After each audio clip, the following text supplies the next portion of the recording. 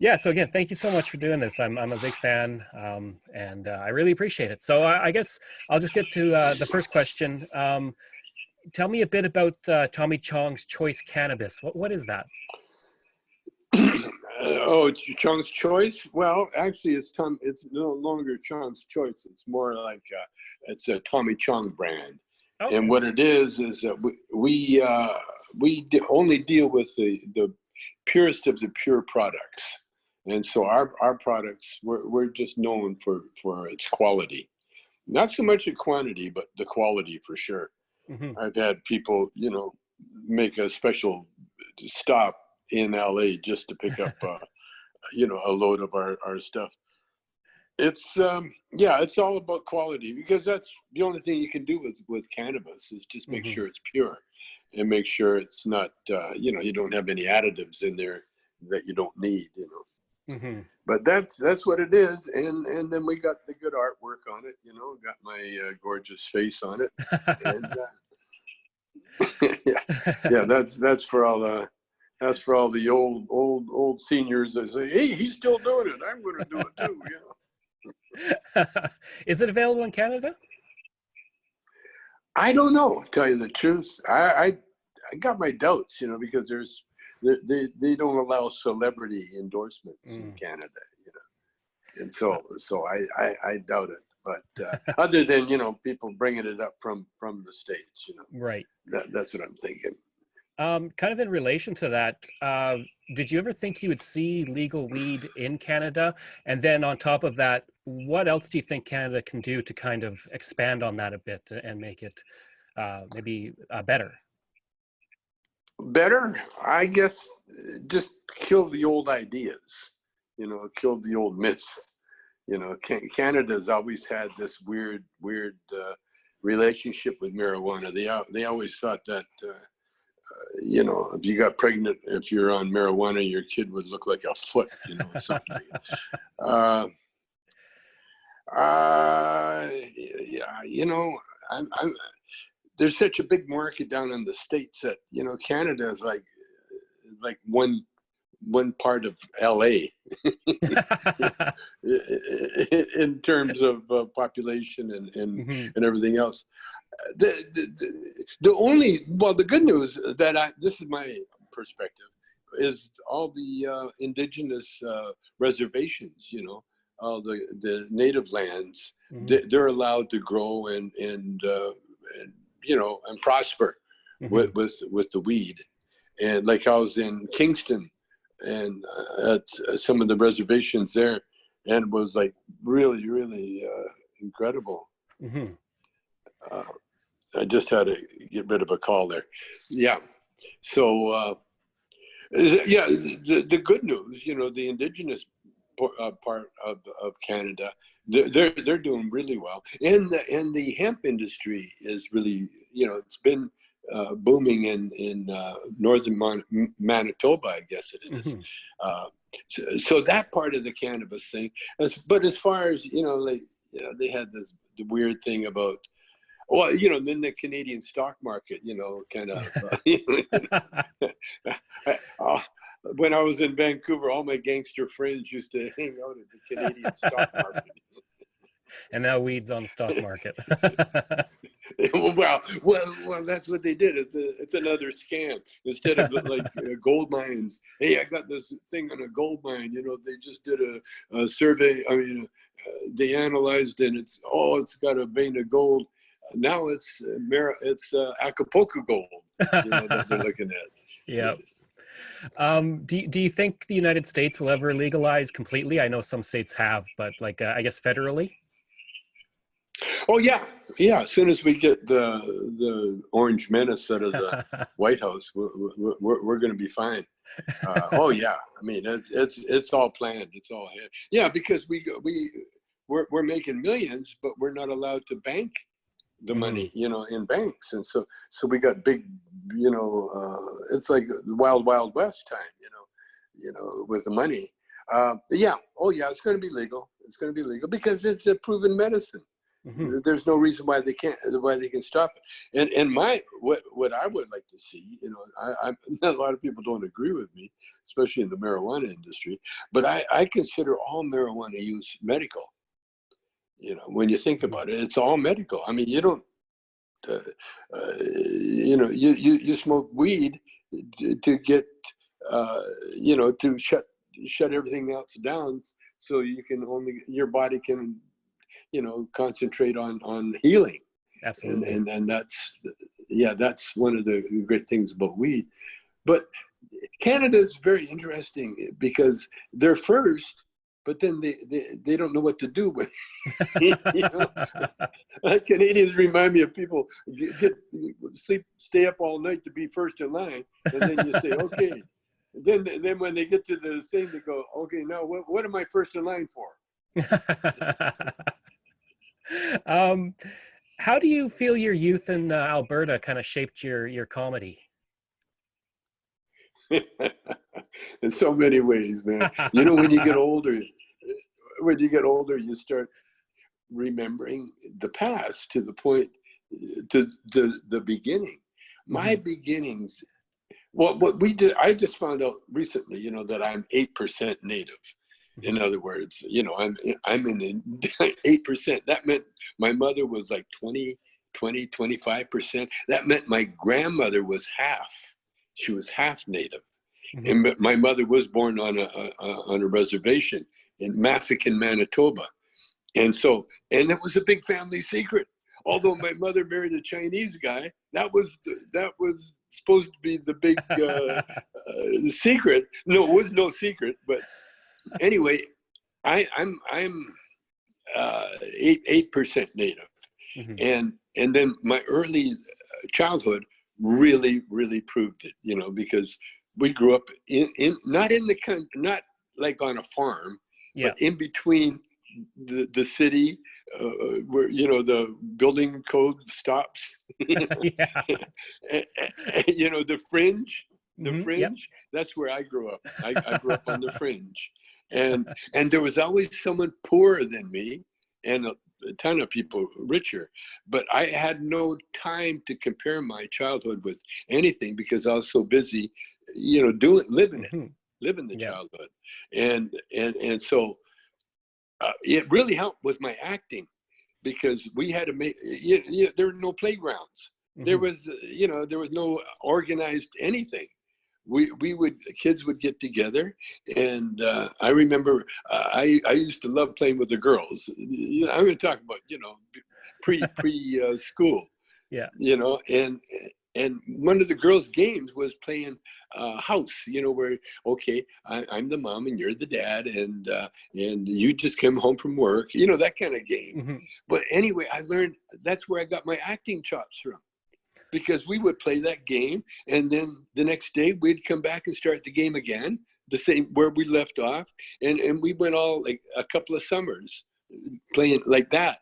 And so my early Canadian upbringing really helped me define who I am today, because there ain't nothing to it but to do it. That was Yeah. the motto. I guess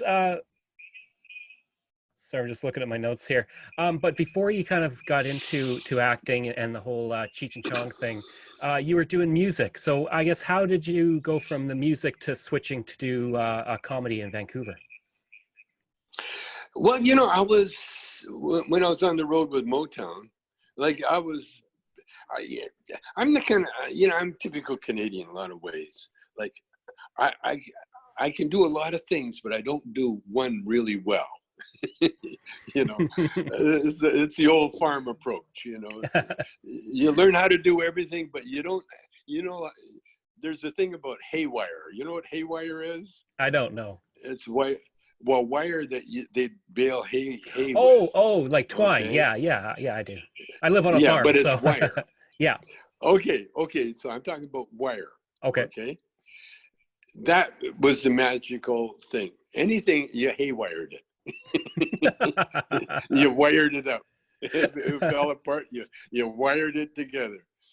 That's kind of, so. so as a musician, I never had any formal training.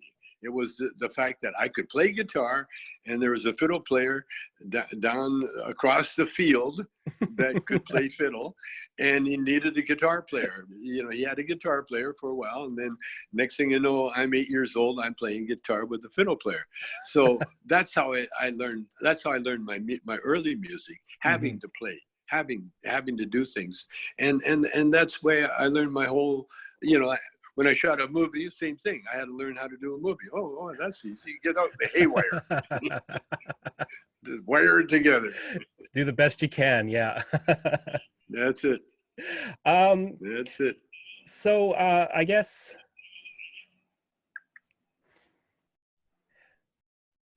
Sorry, I just was looking at my notes here.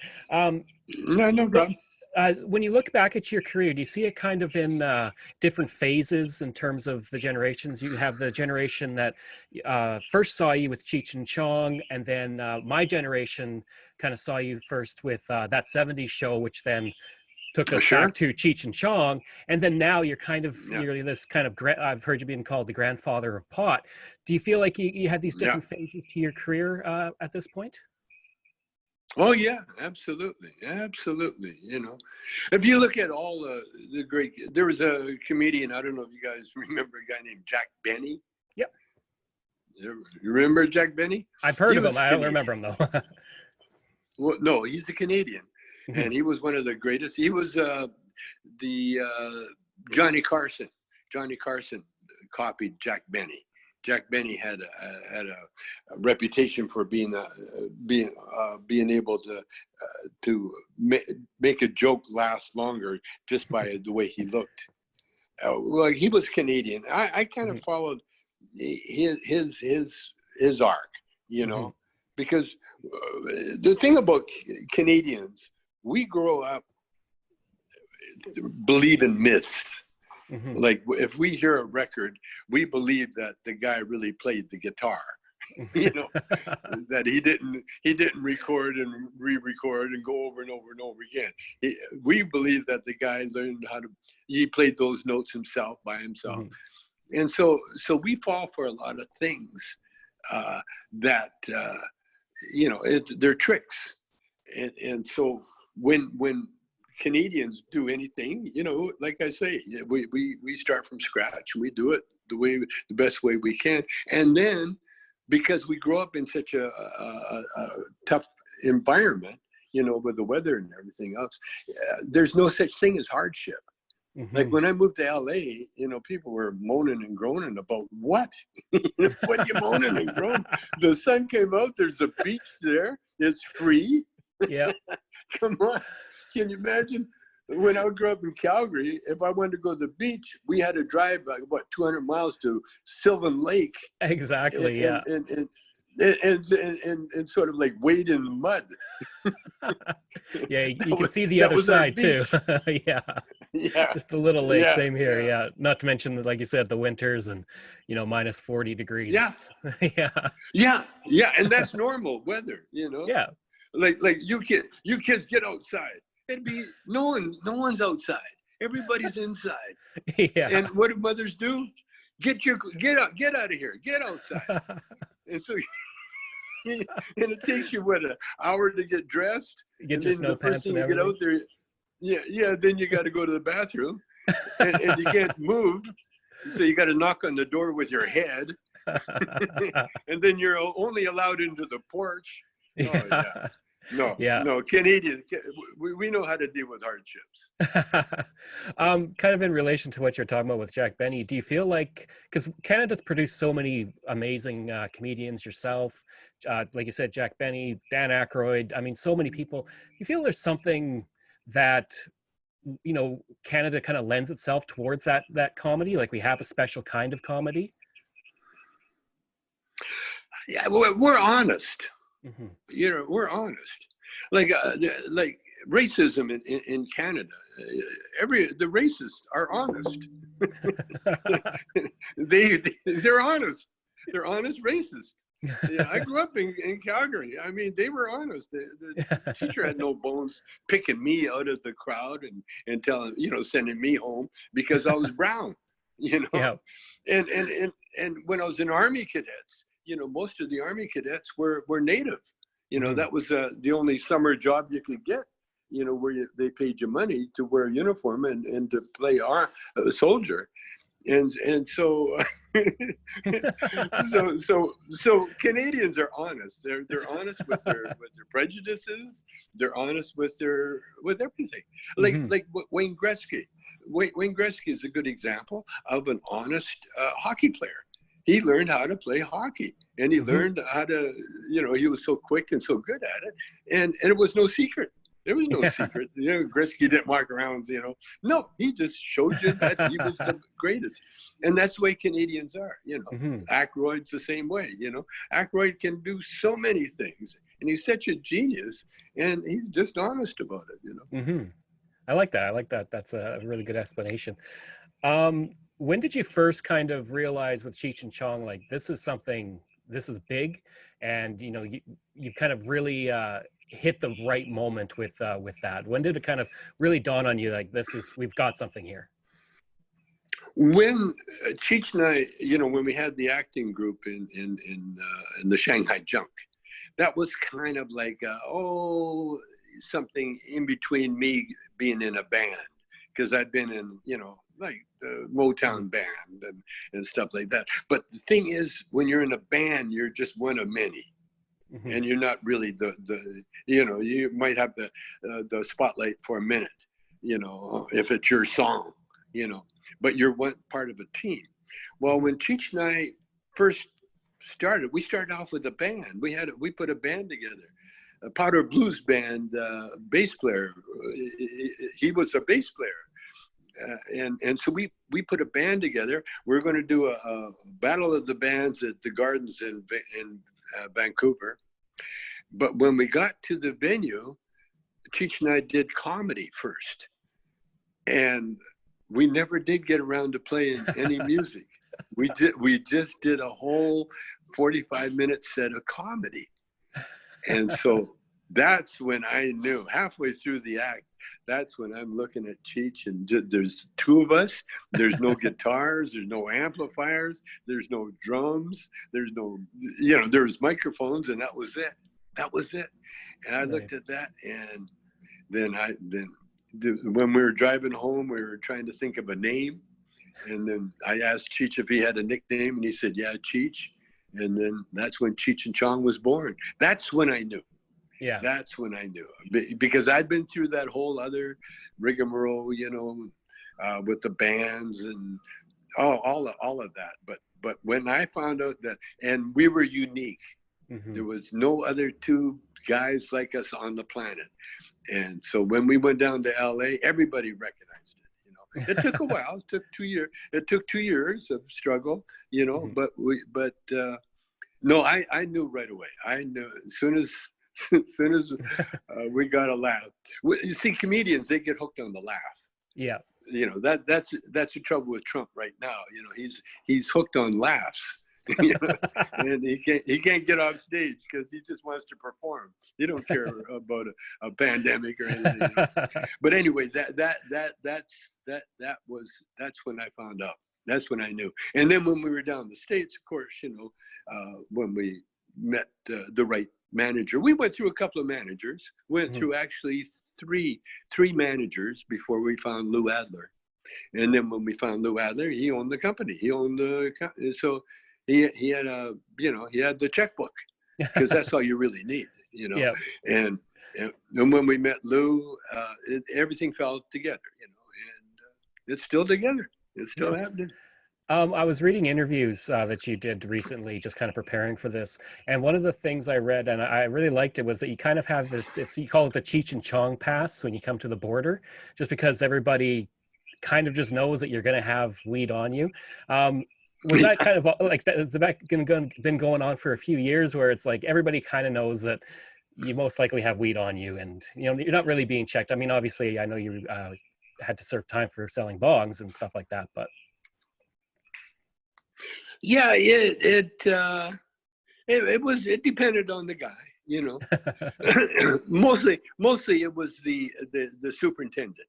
hmm. You know, the underlings would bring us whatever they found, because they're going to find something, Yeah. in our luggage, and that became part of our comedy routine, because like one time I had we traveled from on one part of the state to the other, and I had a pen, like a writing pen case, Mhm. and I had a couple of joints in the case itself, where the pens would be. I had the joints, and so I saw that in my luggage, and so when I was packing, so I took it out and put it on the dresser, and then I ended up at the border. Next thing you know, they opened my luggage. There's the pen case. What happened? My wife saw the pen case there. She said, "Oh, he forgot his pens." And so she takes it, what I took out, and put back in the luggage. And, to this day, Cheech really he does a whole bit on the look on my face when they saw the pen case. Magically reappeared. Yeah, it was funny. Do you think with changing views towards weed, especially in North America, if Cheech and Chong was to be formed today, do you think it would have changed how you guys would have done the comedy or anything like that versus back in the 70s? It's hard to say. It's hard to say. We were unique. We could appear at any time, Hmm. even tomorrow, and it would be unique, because there's no other. You think about it. I'm everything. Chinese, native, white, Scotch, Irish, everything. Cheech is all Mexican, and we're no matter how you look at it, we're minorities, Hmm. and we're potheads, pothead minorities, Yeah. so but more than anything, the magic sauce really is the comedy. Hmm. When you make people laugh, then everybody loves you, even your enemies love you. Hmm. In fact, they want to be next to you. you know you know I Yeah. can just see I can see Trump being very honored to have Cheech and Chong visit him. Yeah. He'd get nervous. He'd do all that things. Yeah. Absolutely. Because that's how unique Cheech and Chong are, Hmm. because we transcend it. We transcended everything, and I've been around royalty myself, like I met Muhammad Ali personally, you Hmm. know, and I've met all, I've been involved with like the Jackson Five. We were the ones Yeah. that discovered the Jackson Five. Um, there's a great jazz pianist called Herbie Hancock. Hmm. He's a fan, uh, to the point where he kind of told me off. I do a musical bit, called Blind Melon Chidlin. Do you remember Blind Melon Chidlin? I don't know. But anyway, it's a takeoff on a black blues singer. And Herbie heard our show, and he loved the music. He loved what I was playing. He said, and then you went into that other stuff. Only a friend can do that. Yeah. Yeah. um, so how often do you get back to Canada? Not often enough, especially during this shutdown. We Yeah. haven't been there for a couple of months now, but we have a home in Vancouver. Hmm. We have on the water, on West Vancouver. We're kind of trying to sell it now. We divested a lot of our holdings in Canada because just convenience more than anything. Hmm. But no, I try to get up there as much as I can. I love Canada. I was in Kingston. Ontario, for a pot thing. And oh God, I just had the best. I'd never been to Kingston. Well, I'd been there, but I was a baby at the time. And Kingston is incredible. Hmm. Another paradise. That's where Aykroyd has a house, Hmm. or a spread. But Canada is so beautiful if you have money. Yeah, yeah, it helps. Helps with a lot of places, I think. So I guess, what have you been up to with during this kind of COVID shutdown? Have you been kind of just keeping to yourself, or have you got projects on the go? Oh no, I've been making doing my art. I make marijuana pipes Hmm. out of bamboo, Nice. and I make out of anything, anything found. Uh, I've got yeah, I make bongs out of kombucha bottles, and then I'm sort of like working on a art project. When I had the bong company, I had an idea of $1 million bong, you know, made out of rare diamonds and jewels and so on, for the art collector, because there's an art world out there that I really want to. Cheech is in it, and I Hmm. really want to get into it. And so I've been working on my art. I do some sculpturing, but again, because it's stoner time. So, and I like sanding. I like the sanding machine, that Hmm. the vibrator. It's like a nice vibrator. It's an easy way to do woodwork without hurting yourself. Yeah. So I like to sand things. I'm and I write songs. I've been a songwriter all my life, or a poet. Hmm. Hmm. I write poetry when I'm high. When Yeah. I smoke a bowl, and then I'll get a real nice phrase in my head, and I'll write it. I use the phone. So I do a lot of writing in my phone, Hmm. and I like to read, or I like to have people read to me, Hmm. because my eyes are a little bit. You get tired. Hmm. It's exhausting, trying to figure out shit. But I'm busy, and then I got a gorgeous wife that she's experimenting with her cooking. She's trying this dish and that dish, and oh, I'm in heaven, man. And all I have to do to keep everybody happy is the dishes. That's And pretty so sweet. and I'm good. I'm really good at doing dishes. I learned growing up poor. You learn how to clean. You Hmm. learn how to clean other people's stuff. That's job is always available. Yeah. And so I learned how to mow lawns. I learned how to, not good at it. Hmm. I'm never really excellent at anything, because I don't have the patience, I guess. But I'm a jack of all trades, and I got a beautiful home here in the Palisades, pool, and little jungle backyard, and a beautiful little puppy, little poodle. And so, and then my son, uh, he lives in Paris. He lives here with his newly married wife, and they're expecting a baby, Nice. and they're yeah. So my life is idyllic. It's so good. Everybody's worried about this shutdown, and I'm enjoying it to the max. Just taking it all in for sure. That kind of leads to Yeah, I my am. leads to my last question. Is that you look back on your career, you've had a hit song. You like you mentioned, you were kind of there helping get the contract signed for the Jackson Five. I think you performed with Jimi Hendrix, all the Cheech and Chong Yeah. stuff. You've been on hit TV shows. Is there anything that stands out, like just the highlight of your entire career over the past few decades? I guess the biggest was meeting Cheech. Hmm. When Cheech and I performed, that was probably the highest part of my life.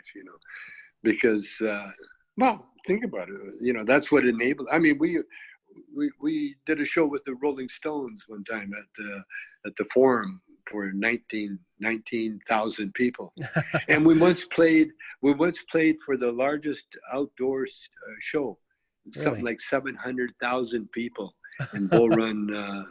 Yeah, we once did a show where only the people close enough to see us. Uh, we, yeah, yeah, no, no, there's and it's still happening. You know, my Mhm. life is still going on. We're not even close to the finale yet. You know, Mhm. I just saw a glimpse of my wife. She practices her ballet in the dining room, you know, on TV. Mhm. And then I'm going to start up. I'm learning how to dance tango. Oh, You nice. know, Argentine tango, and that's a lifetime job ahead of me. So I, I'm I couldn't be happier, man. It's pretty incredible.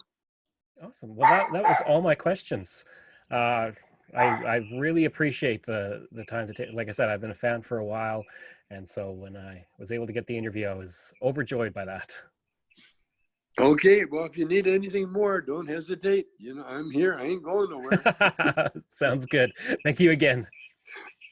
Okay, bro. Take All care. right. Bye bye. Bye.